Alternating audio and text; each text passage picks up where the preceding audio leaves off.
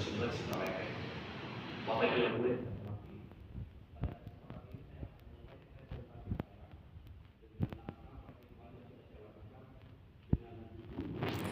pemanfaatan komunitas belajar dalam sekolah untuk meningkatkan kualitas pembelajaran yang berdampak kepada hasil belajar peserta didik UPTD SD Negeri 070979 Simalaya.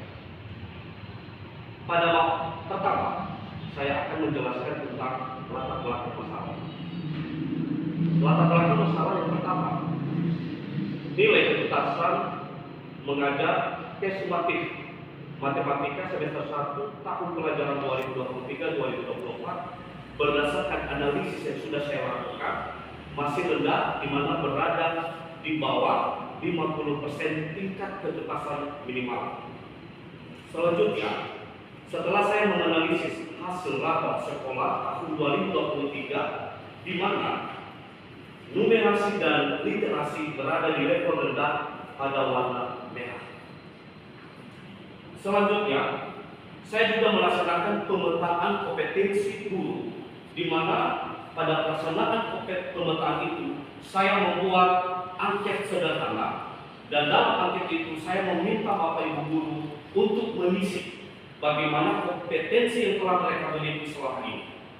Setelah saya menganalisis hasil dari kompetensi itu, saya menyimpulkan bahwa masih banyak Bapak Ibu guru yang masih belum bisa menyusun merencanakan perangkat ajar, bahkan masih banyak di antara Bapak Ibu guru yang masih belum mengimplementasikan pembelajaran digitalisasi. Berdasarkan hasil pemetaan tersebut, pada awal bulan April, saya melaksanakan rapat bersama dengan Bapak Ibu guru. Kami melaksanakan umpan balik, dan hasil dari umpan balik tersebut, pertama, kenapa bisa terjadi beberapa tingkat kerendahan baik di tingkat kompetensi Bapak Ibu guru maupun di hasil belajar siswa. Pertama, disebabkan oleh Bapak Ibu guru belum mendapatkan pengarahan bimbingan khusus dari Ibu Kepala Sekolah sebelumnya, terlebih dalam menyusun perangkat ajar, terlebih perangkat ajar kurikulum merdeka.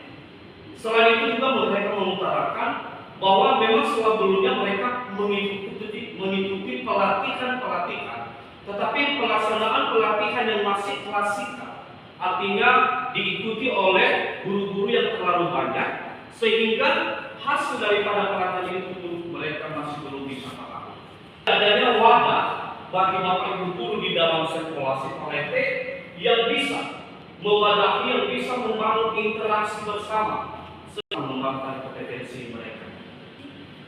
Bapak Ibu Dewan yang saya hormati, rumusan masalah yang saya buat pada naskah ini adalah apakah dengan pemanfaatan komunitas belajar dalam sekolah dapat meningkatkan kualitas pembelajaran yang berdampak pada hasil belajar peserta didik di UPTD SD Negeri 070979 Simalaya. Pada bagian ini juga saya ingin menjelaskan apa tujuan dan manfaat pemanfaatan komunitas belajar ini. Tujuannya adalah untuk meningkatkan kompetensi Bapak Ibu pendidik dan tenaga pendidikan, dan juga menjalin kolaborasi dan interaksi yang baik di antara Bapak Ibu, sehingga dengan kompetensi yang lebih baik Bapak Ibu guru dapat menerapkan proses pembelajaran yang berkualitas dan peserta ini. Manfaat daripada komunitas belajar ini, pertama, manfaatnya kepada kepala sekolah dan sekolah, yaitu menjadi pemanfaatan komunitas belajar dalam sekolah. Masih banyak sekolah-sekolah yang masih belum bisa memanfaatkan pembel ini. Lalu manfaatnya bagi pendidik dan tenaga pendidikan adalah untuk meningkatkan kompetensi dan menjadi wadah berinteraksi dan berkolaborasi. Sedangkan manfaat utama bagi peserta didik adalah dengan kompetensi yang maksimal oleh Bapak Ibu guru, maka mereka bisa merasakan bagaimana pembelajaran yang menyenangkan, bagaimana pembelajaran yang berpusat kepada peserta didik.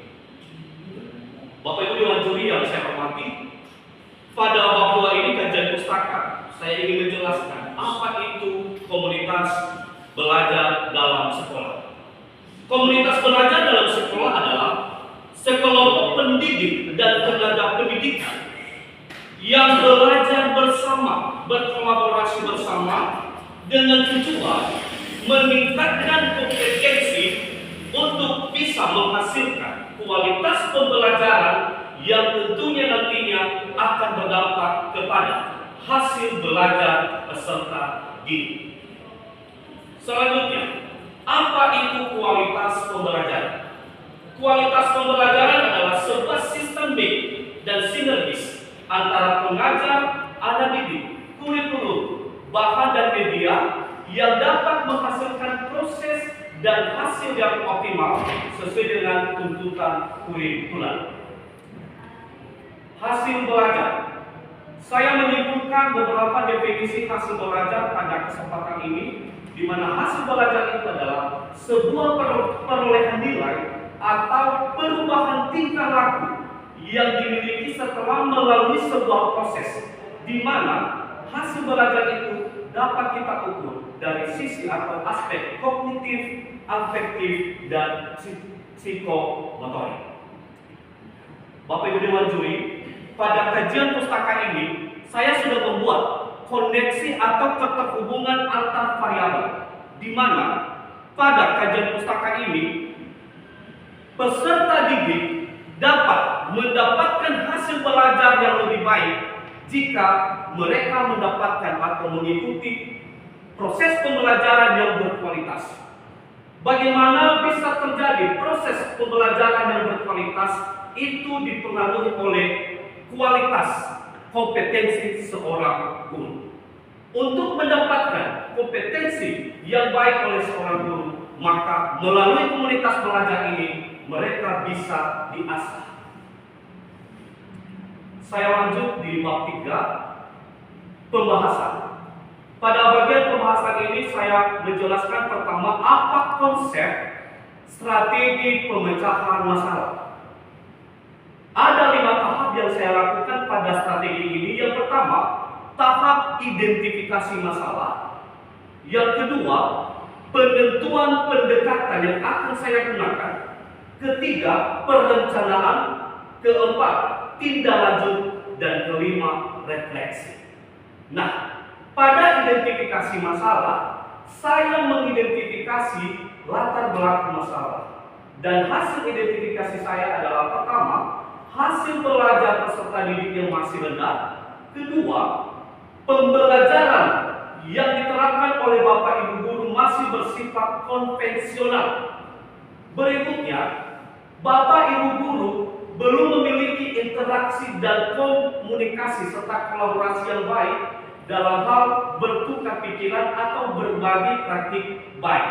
Dan keempat, belum ada wadah di sekolah PTD SD Negeri 070979 Cipayung untuk membina, membentuk Bapak Ibu guru untuk mendapatkan kompetensi yang lebih baik. Pendekatan apa yang saya gunakan untuk mencapai visi dan misi saya tentang pemanfaatan komputer.